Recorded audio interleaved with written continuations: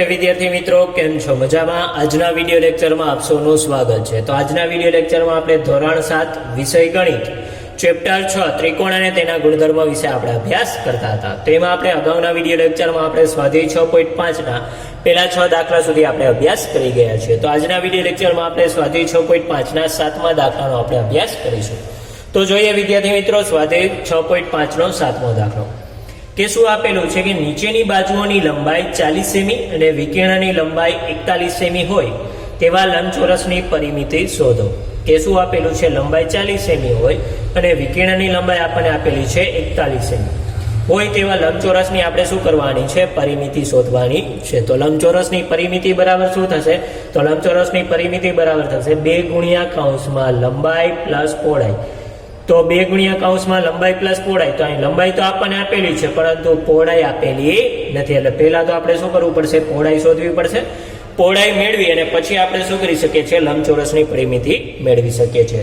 તો અહીંયા આપણને ચતુષ્કોણ ABCD એ શું છે? તો ચતુષ્કોણ ABCD એ લંબચોરસ છે. એટલે કે અહીં આપણે લખીએ ચતુષ્કોણ ABCD એ લંબચોરસ છે. કે ચતુષ્કોણ ABCD એ શું છે? તો ચતુષ્કોણ ABCD એ લંબચોરસ છે. અને જ્યાં BD એ શું છે? તો સામસામેના શિરોબિંદુને જોડતા રેખાખંડને શું કહેવાય? વિકર્ણ. એટલે કે રેખાખંડ BD એ વિકર્ણ છે. એટલે કે રેખાખંડ BD એ વિકર્ણ છે. હવે આ ત્રિકોણ બનશે, ત્રિકોણ ADB. તો ત્રિકોણ ABD છે એ ત્રિકોણ ABD કેવો ત્રિકોણ થશે? કાટકોણ ત્રિકોણ થશે, કારણ કે લંબચોરસના ચારેય ખૂણા કેવા હોય છે? કાટખૂણા હોય છે. તો અહીંયા જે ત્રિકોણ બનશે ત્રિકોણ ABD એ ત્રિકોણ ABD કેવો થશે? કાટકોણ ત્રિકોણ થશે. એટલે કે ત્રિકોણ ABD એ કાટકોણ ત્રિકોણ છે. એટલે કે ત્રિકોણ ABD એ કાટકોણ ત્રિકોણ છે. હવે કાટકોણ ત્રિકોણ હોય તો કાટખૂણાની સામેની બાજુ શું થાય? કર્ણ થાય. એટલે કે કાટકોણ ત્રિકોણ ABD માં ખૂણો એ કાટખૂણો છે તો ખૂણા એની સામેની બાજુ BD એ શું થશે? કર્ણ થશે. તો પાયથાગોરસના પ્રમેય મુજબ શું થાય કે કર્ણનો વર્ગ બરાબર એક બાજુનો વર્ગ પ્લસ બીજી બાજુનો વર્ગ થશે.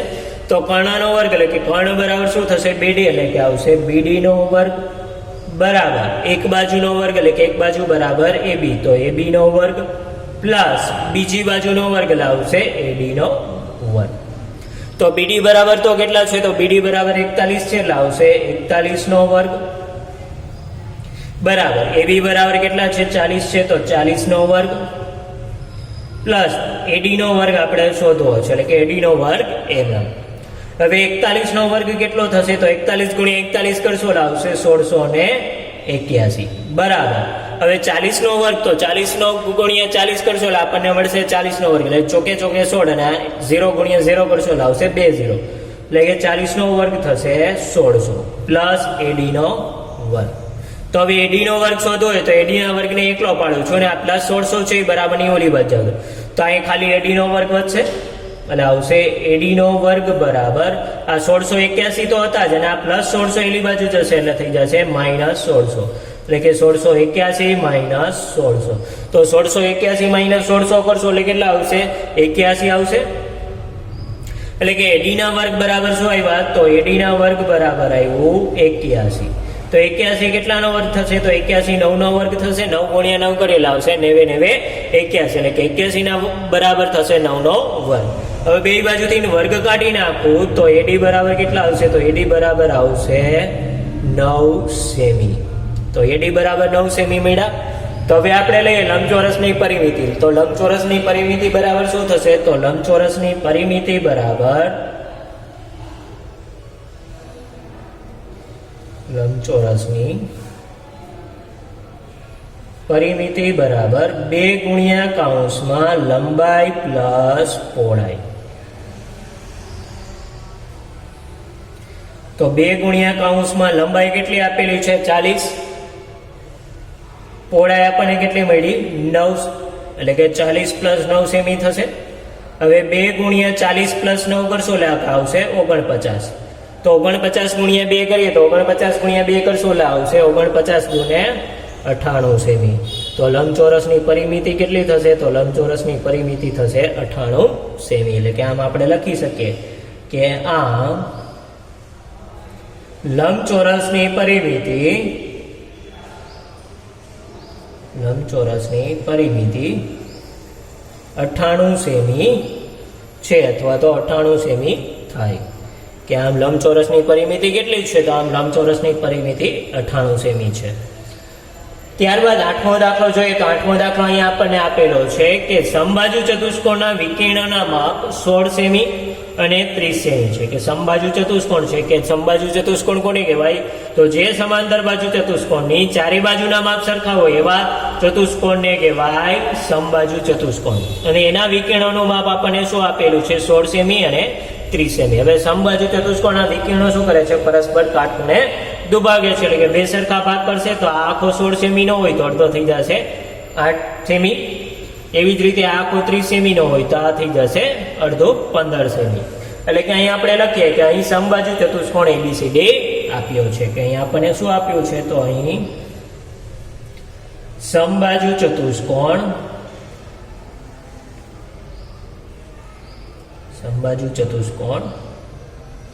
ABCD આપ્યો છે કે અહીંયા આપણને સમબાજુ ચતુષ્કોણ ABCD આપ્યો છે કે જેના વિકર્ણો કયા છે તો જેના વિકર્ણો રેખાખંડ AC અને રેખાખંડ BD છે. એટલે કે જેના વિકર્ણો રેખાખંડ AC અને રેખાખંડ BD છે કે જેના વિકર્ણો કયા છે તો જેના વિકર્ણો છે એ રેખાખંડ AC અને રેખાખંડ BD છે. જ્યાં AC બરાબર કેટલા છે તો AC બરાબર 30 સેમી અને BD બરાબર છે 16 સેમી. કે અહીંયા આપણને શું આપેલું છે તો AC બરાબર 30 સેમી છે અને BD બરાબર 16 સેમી. એટલે કે AD બરાબર 30 સેમી અને BD બરાબર 16 સેમી. હવે સમબાજુ ચતુષ્કોણના વિકર્ણો છે એ શું કરે છે પરસ્પર કાટખૂણે દુભાગે છે. એટલે કે સમબાજુ ચતુષ્કોણના વિકર્ણો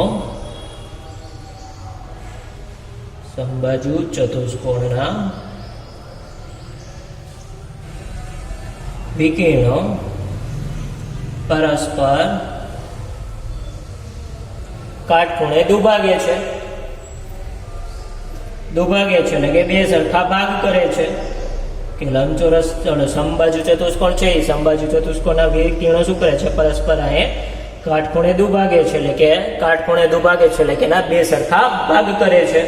તો અહીં વિકર્ણનું છેદબિંદુ કયું થશે તો અહીંયા જે વિકર્ણો છે એ વિકર્ણનું છેદબિંદુ D છે. કે વિકર્ણો છે વિકર્ણનું છેદબિંદુ આપણે શું લઈએ છીએ વિકર્ણનું છેદબિંદુ આપણે O લઈએ છીએ. એટલે કે વિકર્ણનું છેદબિંદુ O છે. વિકર્ણો છે વિકર્ણનું છેદબિંદુ O છે કે વિકર્ણો જ્યાં છેદે છે વિકર્ણનું છેદબિંદુ કયું છે તો વિકર્ણો જ્યાં છેદે છે એનું છેદબિંદુ છે O છે. હવે માપખૂણો AOB બરાબર શું થશે તો માપખૂણો ચારે ખૂણા કેવા થશે કાટખૂણા થશે. માપખૂણો AOB બરાબર માપખૂણો BOC બરાબર માપખૂણો COD બરાબર માપખૂણો DOA બરાબર 90 અંશ થશે. એટલે કે અહીંયા આપણે લખીએ કે માપખૂણો AOB બરાબર માપખૂણો BOC બરાબર માપખૂણો COD બરાબર માપખૂણો DOA બરાબર થશે 90 અંશ. એટલે કે ચારે ખૂણા કેવા છે કાટખૂણા છે. હવે OA બરાબર OC થશે કારણ કે કાટખૂણે દુભાગે છે એટલે બે સરખા ભાગ કરે છે. એટલે કે OA નું જે માપ હશે એ થશે OC નું માપ. એટલે કે આવશે OA બરાબર OC બરાબર 1/2 AC થશે. એટલે 1/2 AC. તો OA બરાબર OC બરાબર 1/2 AC એટલે કે આનું અડધું માપ થશે. તો 1/2 AC બરાબર કેટલા છે તો AC બરાબર 30. તો 30 ભાગ્યા 2 કરશો એટલે આવશે 15 દૂને 30. એટલે કે OA બરાબર OC બરાબર કેટલા થશે તો આવશે 15 સેમી. હવે એવી જ રીતે OB બરાબર OD થશે કારણ કે આ શું થશે કાટખૂણે દુભાગે છે એટલે એના બે સરખા ભાગ કરે છે. એટલે કે અહીંયા આપણે લખીએ OB બરાબર OD બરાબર 1/2 BD. તો બરાબર શું થશે BD બરાબર તો 16 છે એટલે કે 1/2 ગુણ્યા 16 એટલે કે 8 દૂને 16 થશે એટલે કે આવશે 8 સેમી. તો આપણને શું મળ્યું OAOC બરાબર 15 સેમી મળ્યું. I 15 semi I 15 semi. એવી જ રીતે OB બરાબર OD બરાબર આપણને મળ્યું 8 સેમી. તો હવે કાટકોણ ત્રિકોણ AOB લઈએ, એટલે કે આ કાટકોણ ત્રિકોણ AOB માં હવે કાટકોણ ત્રિકોણ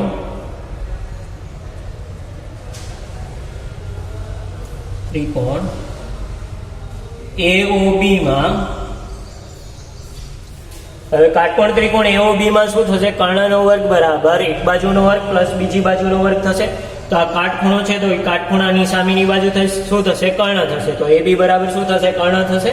એટલે કે કર્ણનો વર્ગ એટલે આવશે AB નો વર્ગ બરાબર એક બાજુનો વર્ગ એટલે આવશે OA નો વર્ગ એટલે AO નો વર્ગ પ્લસ બીજી બાજુનો વર્ગ એટલે આવશે BO નો વર્ગ. તો એક બાજુનો વર્ગ પ્લસ બીજી બાજુનો વર્ગ, તો OA બરાબર કેટલા છે? 15 છે. તો 15 નો વર્ગ આવશે. તો 15 નો વર્ગ પ્લસ BO બરાબર શું છે? 8 છે. તો આવશે 8 નો વર્ગ. તો હવે 15 નો વર્ગ કરીએ તો 15 નો વર્ગ કેટલો થશે? 225. 8 નો વર્ગ થશે. 8 નો વર્ગ કેટલો થશે? એટલે કે 8 ગુણ્યા 8 કરશો એટલે આવશે 8 8 64. એટલે કે 225 પ્લસ 64 કરશો એટલે આવશે 289. તો આપણને AB ના વર્ગ બરાબર કેટલા મળ્યા? તો AB ના વર્ગ બરાબર આવ્યા 289. અહીંયા આપણે લખી AB ના વર્ગ બરાબર 289. તો 289 કેટલાનો વર્ગ છે? તો 17 નો વર્ગ 289 થશે. એટલે કે બરાબર આવશે 17 નો વર્ગ. તો AB બરાબર કેટલા થશે? બે બાજુથી વર્ગ કાઢી નાખું તો બે બાજુથી વર્ગ કાઢતા AB બરાબર કેટલા થશે? તો AB બરાબર આવશે 17. એટલે કે અહીંયા આપણને શું મળ્યું? AB બરાબર 17 સેમી. તો હવે આપણે એ જ મેળવવાનું હતું કે તેની પરિમિતિ શોધો. તો અહીંયા એક બાજુનું માપ મળી ગયું. તો હવે સમબાજુ ચતુષ્કોણની પરિમિતિ બરાબર શું થશે? તો સમબાજુ ચતુષ્કોણની પરિમિતિ બરાબર 4 ગુણ્યા બાજુની લંબાઈ થશે. કારણ કે સમબાજુ ચતુષ્કોણ છે તો સમબાજુ ચતુષ્કોણની ચારે બાજુના માપ કેવા હોય? સરખા હોય. તો અહીંયા આપણે લખીએ કે અહીં ચતુષ્કોણ સમબાજુ ચતુષ્કોણ છે, કે અહીં ચતુષ્કોણ સમબાજુ ચતુષ્કોણ છે.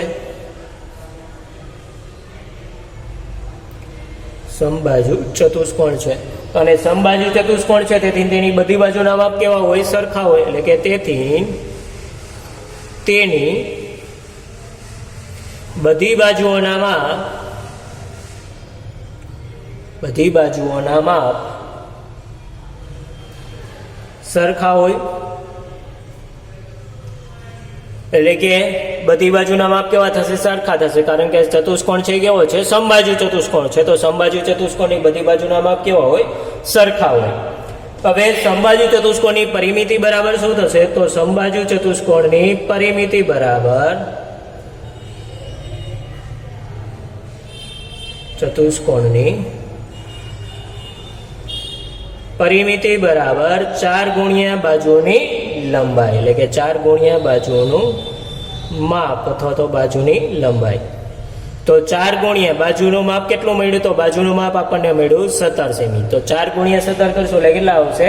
68. એટલે કે 17 ચોખ્ખું ને 68 એટલે 68 સેમી. તો સમબાજુ ચતુષ્કોણની પરિમિતિ કેટલી થશે? તો સમબાજુ ચતુષ્કોણની પરિમિતિ 68 સેમી છે. એટલે કે અહીંયા આપણે લખીએ કે સમબાજુ ચતુષ્કોણની પરિમિતિ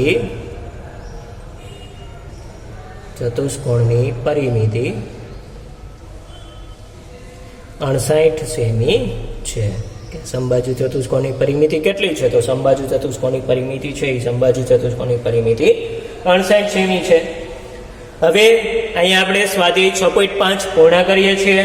હવે જોઈએ આગળ MCQ કે જે ઓડ પ્રકારના પ્રશ્નો અથવા તો MCQ માં પૂછાઈ શકે તેવા પ્રશ્નોનો આપણે અભ્યાસ કરીએ. તો અહીંયા આપણને પહેલો MCQ આપેલો છે કે ત્રિકોણ ABC માં AB બરાબર 8 સેમી છે અને BC બરાબર 9 સેમી છે. તો AC ખાલી જગ્યા 17. તો AC ખાલી જગ્યા શું આવશે તે આપણે કહેવાનું છે. તો આપણે જાણીએ છીએ કે ત્રિકોણની બે બાજુના માપનો સરવાળો એ ત્રીજી બાજુના માપ કરતા કેવો હોય છે? હંમેશા વધારે હોય છે. એટલે કે આ બે બાજુના માપનો સરવાળો લઈએ તો એ હંમેશા ત્રીજી બાજુના માપ કરતા કેવો થશે? વધારે થશે. એટલે કે 8 + 9 કરીશ તો 8 + 9 કરતા આપણને કેટલા મળશે? તો 8 ને 9 17 થશે. તો એ 17 શું થશે કે આ જે ત્રીજી બાજુ છે AC એ AC કરતા હંમેશા કેવો હોય છે? વધારે હોય છે. તો આમાંથી કઈ નિશાની આવશે? બરાબર. તો એસી બરાબર 17 તો આવશે નહીં, કારણ કે ત્રીજી બાજુ છે એ બે બાજુના લંબાઈના સરવાળા બરાબર થશે નહીં, એટલે કે પેલું નહીં આવે, બીજું. તો ગ્રેટર દેન લઈએ તો એ 17 કરતા ત્રીજી બાજુ કેવી થઈ જશે? મોટી થઈ જશે. એટલે કે બે બાજુના માપના સરવાળા કરતા ત્રીજી બાજુ કેવી થઈ જશે? મોટી થઈ જશે. એટલે તે પણ શક્ય નથી. ત્યારબાદ આ જોઈએ ગ્રેટર દેન ઇક્વલ. તો અહીંયા એ જ આપણે જોયું, જો ઇક્વલ હોય તો એ પણ શક્ય નથી, ગ્રેટર દેન હોય તો એ પણ શક્ય નથી, કારણ કે ગ્રેટર દેન હશે તો બે બાજુના માપનો સરવાળા કરતા ત્રીજી બાજુનું માપ કેવું થઈ જાય છે? મોટું થઈ જાય છે. એટલે તેનો આપણે ત્રિકોણ બનાવી શકીએ નહીં, એટલે કે ત્રિકોણ ન રચી શકાય. એટલે કે અહીંયા આપણે વધ્યું આ કે બે બાજુના માપનો સરવાળો છે એ હંમેશા ત્રીજી બાજુના માપ કરતા કેવો હોય છે? વધારે હોય છે. એટલે કે આવશે લેસ દેન.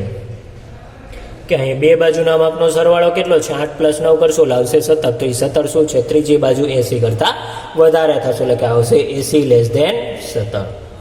બીજું આપણને આપેલું છે કે ત્રિકોણ PQR માં માપખૂણો P પ્લસ માપખૂણો Q પ્લસ માપખૂણો R બરાબર ખાલી જગ્યા. કે ત્રિકોણ PQR માં માપખૂણો P પ્લસ માપખૂણો Q પ્લસ માપખૂણો R બરાબર ખાલી જગ્યા આપેલું છે. તો ત્રિકોણના ત્રણેય ખૂણાના માપનો સરવાળો કેટલો હોય છે? તો ત્રિકોણના ત્રણેય ખૂણાના માપનો સરવાળો કેટલો હોય? 90 અંશ હોય, 100 અંશ હોય, 360 અંશ હોય કે 180 અંશ. તો ત્રિકોણના ત્રણેય ખૂણાના માપનો સરવાળો કેટલો હોય છે? 180 અંશ. કે ત્રિકોણના ત્રણેય ખૂણા છે એ ત્રણેય ખૂણાના માપનો સરવાળો 180 અંશ હોય છે. ત્યારબાદ ત્રીજો MCQ આપણને આપેલો છે કે ત્રિકોણ FOX માં ખૂણો O કાટખૂણો છે. એટલે કે અહીંયા આપણે આમ દોરીએ કાચી આકૃતિ કે FOX માં શું આપેલું છે? ખૂણો O કાટખૂણો. એટલે કે આ O કાટખૂણો છે, આ FOX બરોબર.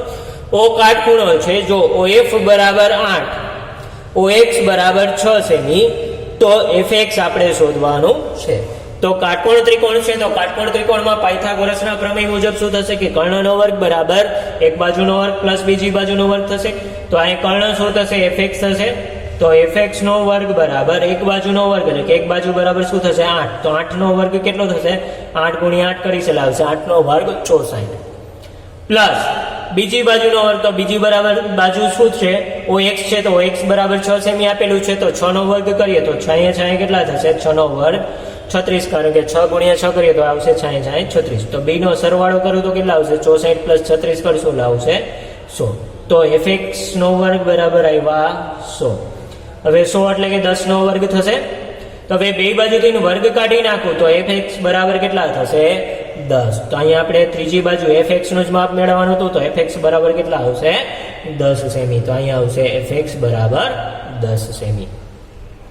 ત્યારબાદ આપણને આપેલું છે કે ત્રિકોણ ABC નો ખૂણો ACD કેવો છે? બહિષ્કોણ છે. એટલે કે અહીંયા આપણને આમ આપેલું છે આ રીતે કે આ A, B અને આ C અને અહીંયા D, કે આ ACD શું છે? ત્રિકોણ ABC નો બહિષ્કોણ છે. એટલે કે ત્રિકોણ ABC નો બહિષ્કોણ ACD છે.